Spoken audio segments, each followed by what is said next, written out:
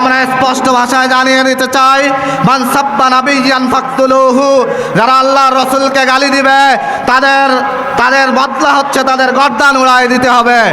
অতএব সে যেখানেই থাকুক না কেন আমরা সরকারের কাছে আবেদন জানাই, তাদেরকে সর্বোচ্চ শাস্তি দিয়ে এই বাংলার জমিনে তাদেরকে ফাঁসির কাস্টে ঝুলানোর আমরা দাবি জানাই। ইন্নাল হামদুলিল্লাহ والصلاة والسلام على من لا نبي بعده وعلى آله وأصحابه وبارك وسلم أما بعد فأعوذ بالله من الشيطان الرجيم بسم الله الرحمن الرحيم لا تعتذروا قد كفرتم بعد إيمانكم لآخر الآية।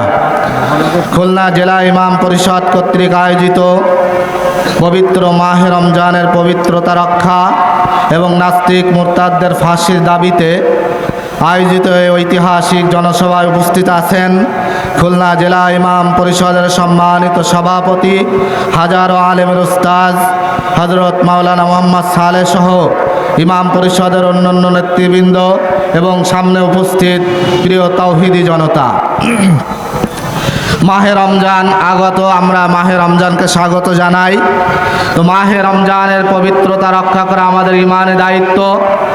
আমরা এই সমাবেশ থেকে ঘোষণা করছি যে নারীরা পর্দা পুশিদা করে চলে, কিন্তু রমজান মাস আসলে আমরা দেখতে পাই কিছু হোটেল রেস্তোরাঁ চার দোকান এখানে পর্দা দিয়ে মুসলমানদের অনেকেই খাওয়া দাওয়া করে। আমরা এই হোটেল রেস্তোরাঁ রমজান মাসে বন্ধ রাখতে হবে দাবি আমরা জানাই। দ্বিতীয়ত, রমজান মাসে মুসলমানদের একটি পবিত্র মাস, এই সময় সেহরি, ইফতারি এবং তারাবির সময় আমরা বিগত সময় লক্ষ্য করেছি যে আমরা বিদ্যুৎ ঠিকমতো পাই নাই।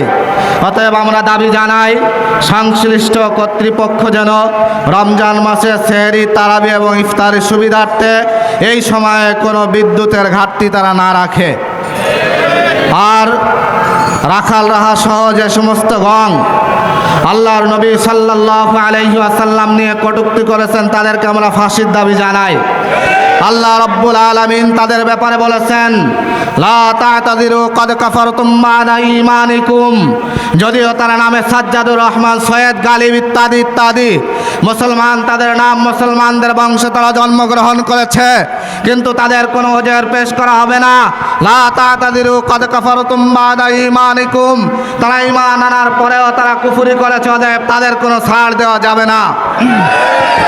যারা আল্লাহর রাসূলকে গালি দিয়েছে তাদের কোনো বংশীয় মর্যাদা নাই, তাদের কোনো ধর্মীয় পরিচয় নাই, তাদের একটাই পরিচয়, তারা হলো দুশমন রাসূল সাল্লাল্লাহু আলাইহি ওয়াসাল্লাম।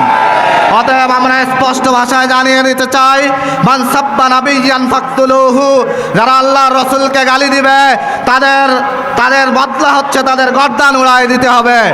অতএব সে যেখানেই থাকুক না কেন আমরা সরকারের কাছে আবেদন জানাই, তাদেরকে সর্বোচ্চ শাস্তি দিয়ে এই বাংলার জমিনে তাদেরকে ফাঁসির কাস্টে ঝুলানোর আমরা দাবি জানাই।